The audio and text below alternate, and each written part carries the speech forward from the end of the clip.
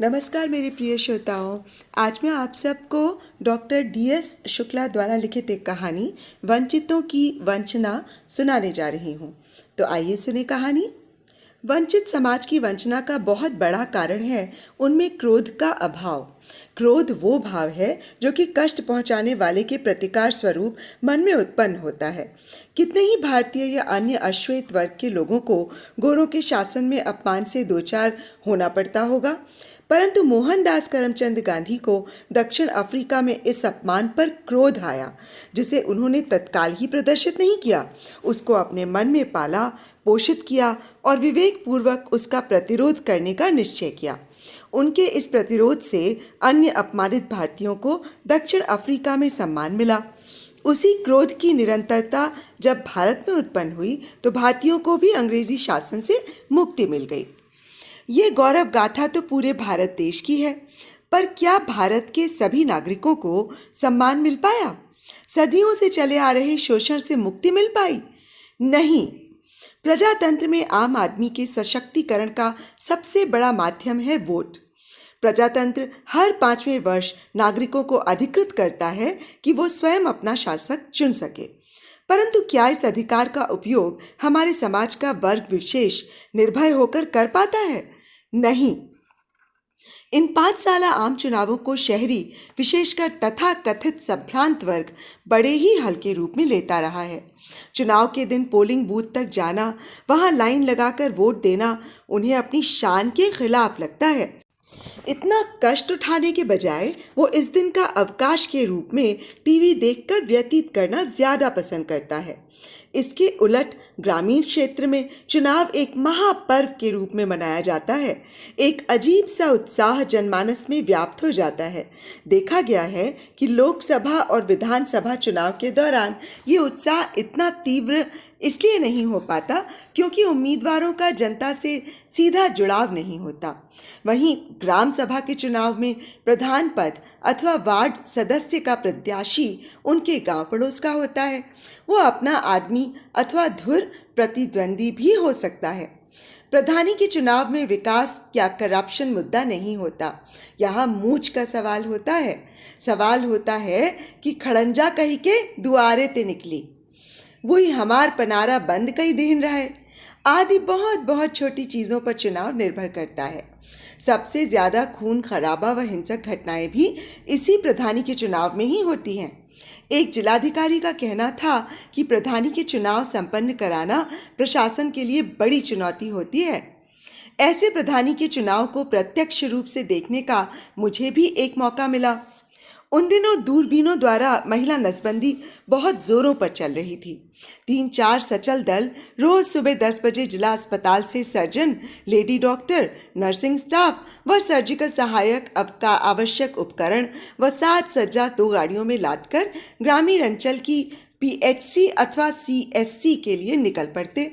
शाम होते ही 50-60 केसेस निपटाकर हम लोग वापस लौट आते। कभी कभी त्योहार पड़ जाने या कभी कभी ऐसे ही सेंटर्स पर नसबंदी हेतु बहुत कम महिलाएं एकत्र हो पाती थीं। ऐसे में सब लोग शाम तक वहीं केसेस का इंतज़ार करते और कई बार तो बगैर कोई केस किए मात्र पिकनिक मनाकर लौट आते।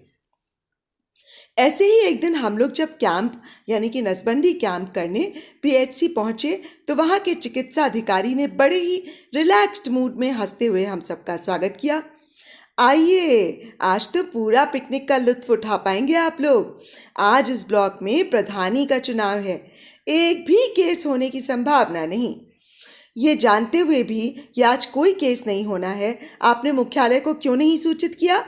यदि सूचना होती तो टीम आती ही क्यों? सर्जन ने थोड़ा तल्खी से पूछा। सबकी तो पिकनिक होगी, पर मुझे शाम को वापस लौटकर रात तक इमरजेंसी ऑपरेशन करने पड़ेंगे, बाकी लोग तो आराम से सो जाएंगे। BEE यानी कि ब्लॉक एक्सटेंशन एजुकेटर ने स्थिति को संभालने की नियत से कहा, अरे सर, ये तो आपका रोज का काम है। आज गांव का इलेक्शन भी देख लीजिए, ये मौका दोबारा नहीं मिलेगा। चाय पानी कर हम लोग गांव के भ्रमण को निकले। पूरे गांव में उत्सव का माहौल था। लोग टोलियों में निकल रहे थे। महिलाओं की टोलियां काफ़ी सजी सवरी थीं।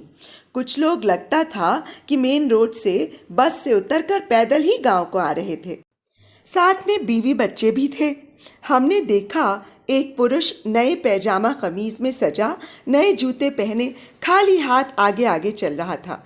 पीछे घूंघट डाले उसकी पत्नी एक हाथ सिर पर टीन का बक्सा संभाले और दूसरे हाथ से बच्चे का हाथ थामे चली आ रही थी।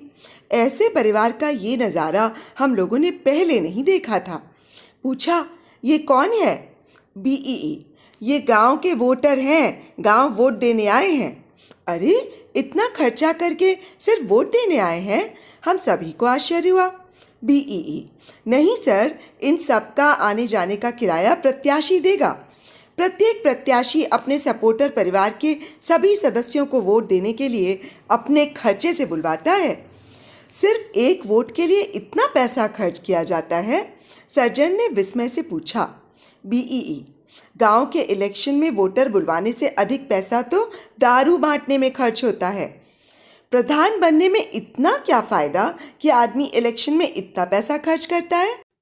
एक लेडी डॉक्टर ने जिज्ञासा प्रकट की। बीईई ने हंसते हुए बताया, विकास कार्यों की गुणवत्ता व कंप्लीशन सर्टिफिकेट तो प्रधान जी ही देते हैं। इलेक्शन का सारा खर्चा तो एक ही साल में निकल आएगा, बाकी लागत पर कई गुना मुनाफा। हम सभी को आश्चर्य हुआ। तभी लेडी डॉक्टर ने उस महिला को रोककर घूंघट उठाकर देखा। 2 बच्चों वाली महिला की उम्र 18 वर्ष से अधिक नहीं होगी। लिपस्टिक, बिंदी, पाउडर से गेहुए रंग को उजला कर दिया गया था। सबसे अधिक सुंदरता तो उस लड़की की आंखों में थी, जो आने के उत्साह और प्रसन्नता से चमक रही थी। उसने इस प्रकार रोके जाने पर कोई आपत्ति भी नहीं जताई, बल्कि प्रसन्न थी कि घूंघट में छिपी उसकी सुंदरता को किसी ने तो देखा। उसकी निश्चल मुस्कान देखकर डॉक्टर साहिबा ने हंसते हुए कहा, अरे 2 बच्चे, इतना बड़ा संदूक तू अकेले ही क्यों ढो रही है? कुछ अपने मर्द को भी तो दे। महिला ने उतने ही भोलेपन से जवाब दिया, वही माले का ही, ये तो हमार धर्म है। कहकर वो तो मुस्काती इठलाती चली गई, पर डॉक्टर के चेहरे पर कसैलापन आ गया था। महिलाएं कितनी संवेदनशील होती हैं।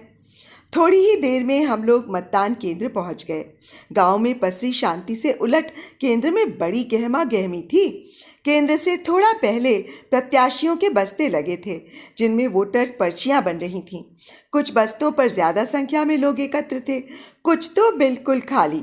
ये देखकर हम में से एक ने पूछा, जिसके बस्ते पर ज़्यादा भीड़ दिख रही है, संभवतः वही प्रत्याशी विजयी होगा। नहीं, ऐसा कुछ नहीं। जिन पर भीड़ ज़्यादा दिख रही है वो प्रत्याशी बाहुबली है।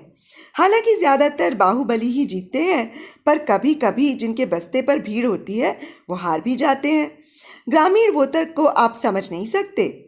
कहते हुए बीईई ने वोट देने हेतु लाइन में लगी एक महिला से डांट कर पूछा, क्यों, तू किसको वोट देगी?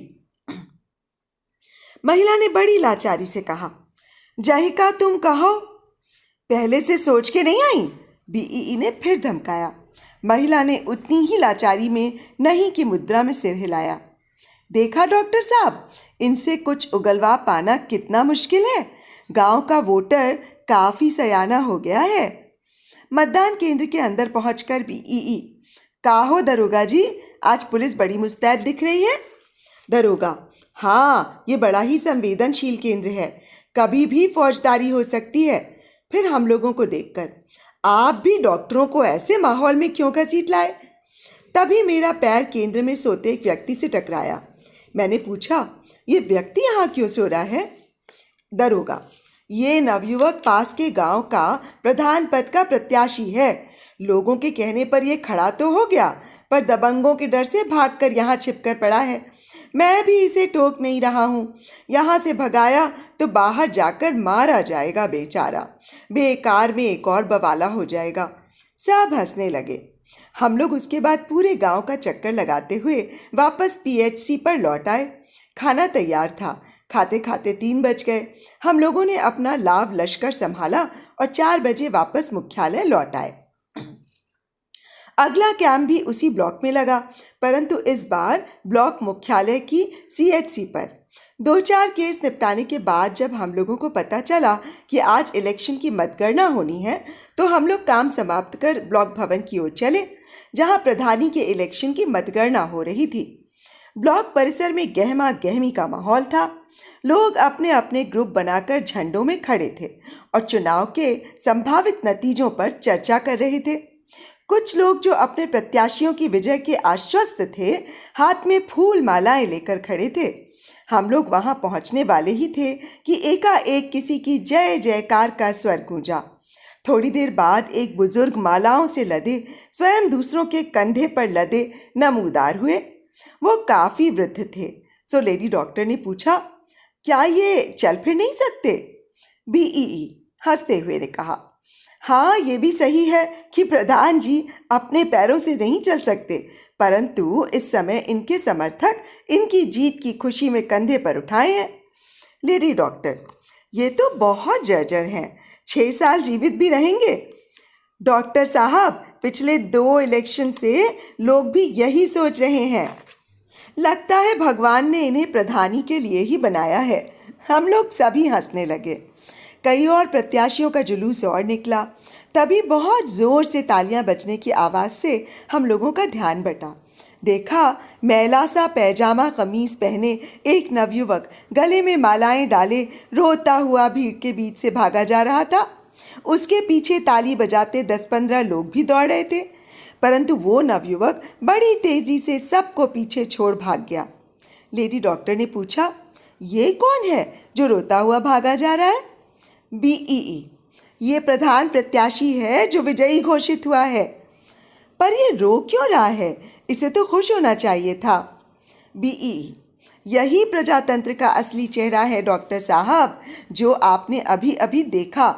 आपको इलेक्शन के दिन पोलिंग बूथ पर सोए हुए उस नवयुवक की याद है? ये वही युवक है। इसके गांव में अभी तक ब्राह्मण और ठाकुर ही प्रधान बनते थे। सरहंग जो थे, उनकी दादागिरी से सभी ग्रामीण परेशान थे। इस बार कुछ मस्खरों ने इस दलित युवक को उनके मुकाबले चुनाव में खड़ा कर दिया। सभी ने इसको लाइटली लिया। जनता बाहुबलियों से तंग थी, तो सभी ने इसी को वोट दिया और ये बेचारा ना चाहते हुए भी चुनाव भारी मतों से जीत गया। जिसको ये मजाक समझ रहा था, वो दुस्वप्न सच हो गया। अब इसे चिंता है कि प्रधानी तो गई तेल लेने, सरहंग लोग इसे गांव में जीने नहीं देंगे। इसी दहशत में ये रोता हुआ भाग गया। हो सकता है कि अब अपने गांव कभी लौटे ही नहीं। हम सब विस्मित ही नहीं, ग्रामीण क्षेत्र में प्रजातंत्र का असली चेहरा देखकर स्तब्ध थे। सभी के मन बोझिल हो गए। सर्जन लौटते समय मन में सोच रहा था कि संभवतः वंचितों को शोषण से मुक्त करने के लिए एक बार फिर मोहनदास करमचंद गांधी को जन्म लेना पड़ेगा, जो इनमें क्रोध करने की क्षमता जागृत करे।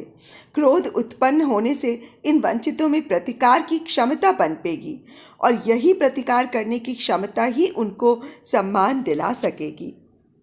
तो अभी आप सुन रहे थे डॉक्टर DS शुक्ला जी द्वारा लिखित ये कहानी वंचितों की वंचना।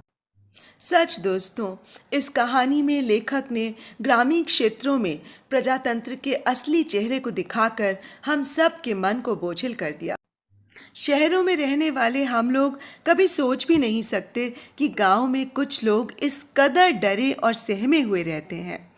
तो दोस्तों, आपको कहानी और मेरा वाचन कैसा लगा मुझे अवश्य बताइएगा। और यदि वाचन पसंद आया हो तो मेरे इस चैनल को सब्सक्राइब अवश्य कर लीजिएगा यदि आपने अभी तक नहीं किया है तो, और मेरी कहानियों को लाइक और सब्सक्राइब और हाँ, बेल आइकन ज़रूर दबा लीजिएगा, जिससे मेरी आगे आने वाली कहानियों की नोटिफिकेशंस आपको मिलती रहेंगी। तो अब मुझे इजाज़त दीजिए। नमस्कार।